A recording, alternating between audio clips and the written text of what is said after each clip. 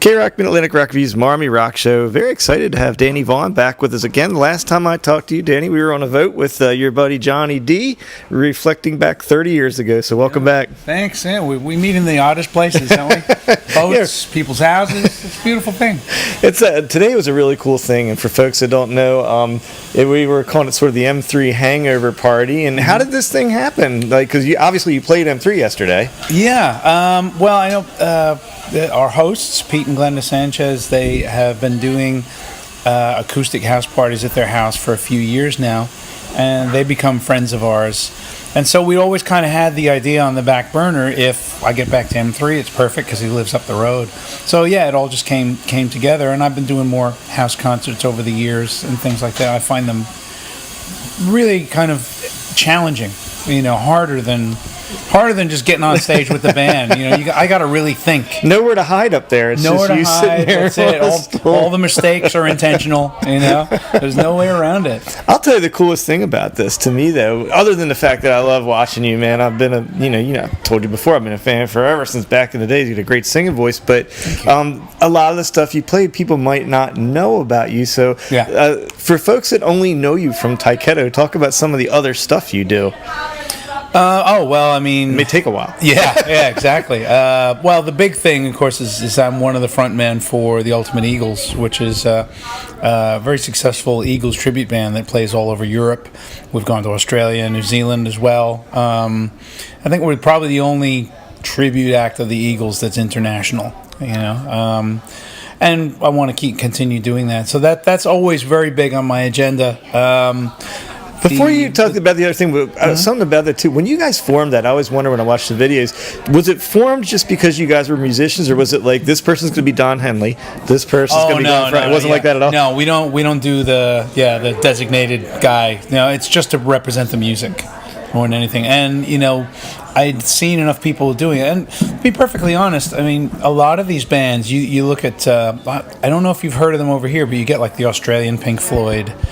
These bands are huge. Yeah. They're playing all over the world, and there's money to be made. And a lot of people kind of put it down and say, well, you must be really disappointed you're not playing your own music.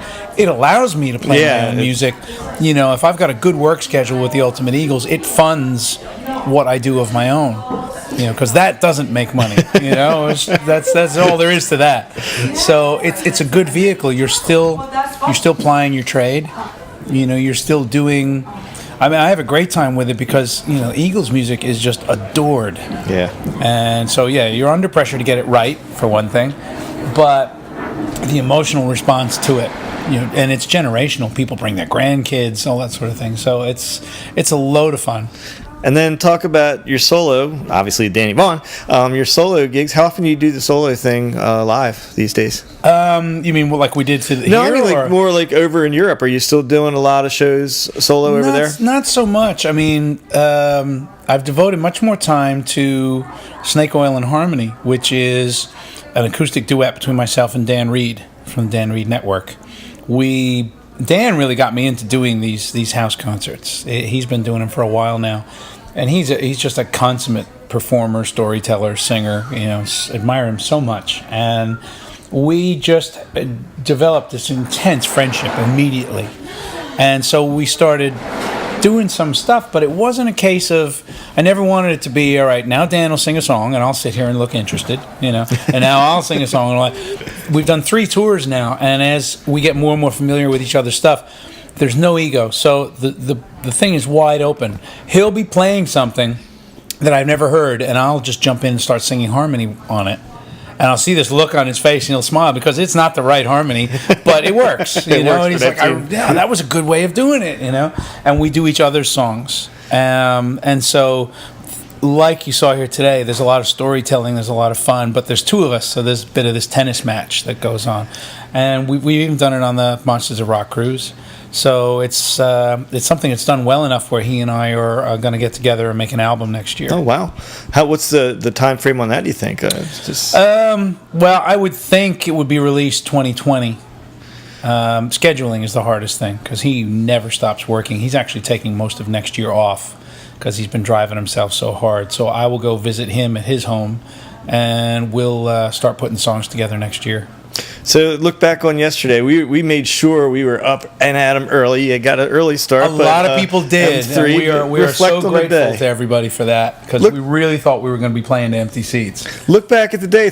Reflect on it. Here we are 24 hours later. Talk about what you're thinking of. Well, when I got the schedule, I was so disappointed, because the last time we played M3, we were like 2, 3 o'clock in the afternoon. We were in the other stage, the one that was out in the woods. Yeah. And, of course, they're not doing that at all this year.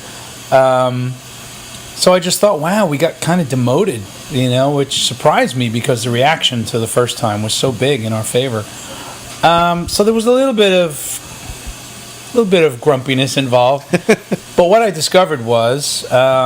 first of all, like you said, so many people made the effort to be there from the minute doors were open, and so many people that were talking to me like, you're one of the bands we came to see, so that's a big deal. So the good side of what I didn't anticipate is that the first band on is the only band that gets full sound check. So we get the PA in proper working order, and so we had a really good sound. And that's, of course, so important to everything else we do. The other thing is, when you get 30 minutes, you just don't worry. Plow through, right? Yeah, I've reached a point in my life, in my career, where if I'm doing a tour with Tyketto and we're playing 90 minutes a night, I got to be careful. I'll get to certain moments and think, all right, don't do the high note here. Play with it. Be smart. Be Freddie Mercury. He was smart. He always knew when he would have to shy away a little bit from the really, really tough stuff. But you never really noticed. He always sounded great. So I'm trying to follow that. But, I haven't done a big show in like a month. I got 30 minutes. And it was early for you. And that's the hard part. Yeah, that it was early. But we had to get over to the venue at 9 for sound check. So, well, for you it had to be like the middle of the night, because if people know, you live in Europe, so it's 6 hours plus the 11 plus the. We arrived the night before it. Exactly. We got in the hotel about 10, which for us was 4 in the morning, and it was kind of And it's been. And we're heading back on Monday, so it's never going to go away. The jet lag has messed me up completely. Did you ever... I can't remember if I asked you this before. No, I do. I remember the Hammerjack stories now with you and John. Yeah. Did you notice all the Hammerjack stuff rolling around there? Sure. Bring back any memories? Oh, absolutely. No, I've talked to a few people about it, but it's really cool that there's a gentleman here that's got a top from the Agora in Cleveland, which was their equivalent. There are certain clubs around the country that if you played in that city, that's where you had to play. Brooklyn was Lemoore, Hammerjacks was Baltimore, Agora is Cleveland, and then the Agora was going in the 70s. So it's just always nice to. I'm running out of places I haven't played. Where's the weirdest place? Have you ever? I'm sure you happen to see all the time. You walk in somewhere, you hear your music playing, but where's like the strangest place you've ever encountered it playing somewhere? Well, I haven't encountered it in playing somewhere enough. That's the problem, I think. It's odd.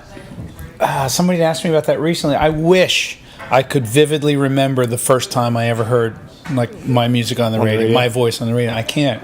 It was obviously with Wasted, but I just can't remember where I was or what was happening. I just know what the reaction had to have been, because you do just if you're in a car, you pull over, you jump on the hood of the car, and, Do you ever still get to see the music videos? Do you go back and do you ever try to watch them? Sadly, yes. They won't leave me alone. Do you enjoy watching them, or does it? What's the reaction? What's going through your mind when you're seeing those MTV days? Well, the Wasted one, the green spandex. Nobody ever lets me forget that. And it seems unfair because I keep telling people, well, "Can I see pictures of you in 1986, please? Let's just see how on top of fashion you were at the time." But the Tyketto videos, they hold up. Forever Young was made on a ridiculously large budget, which nobody told us we were paying for. So it was very typical of that time. You have the side storyline, the guy and the girl, and telling her dad to go to hell and getting on the bike and riding out, You had nothing to do with any of that. That was all done before we were around. All storyboarded. All that was done, and they were like, "Don't worry, we got a thing. The director's already written a story." Oh, okay. You don't care, because I was never interested in video, ever. I always thought it was the worst thing to happen to music. So I rank you when I look at singers that I think have a great voice. You're a great rock singer. In fact, I said yesterday they put the two best singers in my opinion. I probably get trouble for this at the beginning of the show and the end of the show because Queensryche, they're great too. Who do you look up as you think right now? Like, who are some of the premier singers out there right now in your opinion? Or just, I know that's personal taste, so I'm not. Yeah, it absolutely trying to put you on the spot. Just who do you like? Is I guess what I'm really trying to ask. Who do I like? Well, of some of the newer people that I've seen, and I don't know names. I'm terrible with names. The singer for the temperance movement has got something that I really like. It's that kind of gravelly, rootsy, Little Rod Stewart. It's a very bluesy thing, but it's what I look for is, convince me. Whatever it is you're selling, convince me. Make me feel like you believe what's coming out of your mouth, and those are the singers that I love. The guy for Rival Sons is outstanding. That guy's like capable of blowing up microphones. He's so powerful. And I got most of my best friends. Yeah. Dan Reed, Jeff Scott Soto. These are all guys I can just sit and listen to. Yesterday was so much fun. That was the other thing about going on first, is I had the whole day sort of hang with friends. And loving the way Terry Alou sounded yesterday. Yeah. Great White. It's the first time I've just sat and watched them play, and I'm right in front of Mark Kendall, and I was like, God damn, he's a good guitarist. Really tasteful player. And that sounds odd, but it's really rare that I get to do that. Yeah. Just be in the audience and enjoy it. Did you get to swim in the pool backstage? I didn't. I didn't know it was there. I I didn't bring my trunks. Otherwise, I probably would have gone in. Yeah, I thought it was a great little addition. Did anybody swim in it? No, nobody, right? I guess they didn't know. I don't know. But I don't want to hold you up too much longer. But is there anything else? What's on the horizon for you guys? And I gotta say, you guys, because I don't know if it's Tyketto or you solo or the Eagles tribute. So what do you got going on soon? Well, Tyketto's it's probably the most ambitious thing we've ever done coming up. Now, first of all, in June we've got a couple of European festivals: Stone Free in London and Rockenthal in Zurich, Switzerland.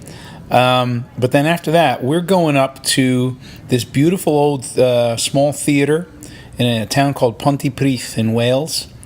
And we're doing it over 2 nights with somewhere between 12 and 15 songs. And we're basically ripping the guts out of the songs that most people know, like Wings and Forever Young and stuff all through our career.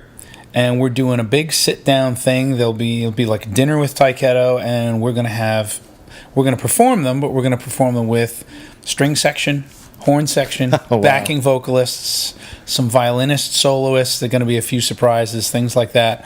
And we're making a DVD out of it. Oh, that sounds awesome. So it's, funnily enough, probably the hardest work we've ever done. I've been sort of taking the reins as musical director, and the idea of taking a song like Wings and going, okay, how can I do this like you've never heard it? There's no point in doing a video of us playing Wings again. We did the live in Frontiers, and that's already on tape. So it's hopefully a change that people will enjoy, as opposed to, I don't like that way. It's a little like the Wings, the version of Wings is a little like combination of almost doo-wop and John Cougar kind of thing. Forever Young, we've stripped it right down to me, an acoustic guitar, and a violin. Things like that. We're going to look forward to seeing that. So, Danny, I appreciate you being back on the show. Folks can go out and I actually picked up one of your solo records today. So, thank you for that. People check that out. And people keep watching everything you do. So, and if Tyketto comes to a city near you, as they say, you've got to go see him. Anybody that saw him on the boat that hadn't seen him for a while, instant fans. You guys, I think you found a lot of new fans on that boat who didn't know who you were. So, why did I not know them before? Yeah, the boat's been really good for. Hey, yesterday was even 30 minutes. Yeah. But the amount of people I met that said, my friend said you got to come see, didn't know. Yep. I bought your CD immediately and all that.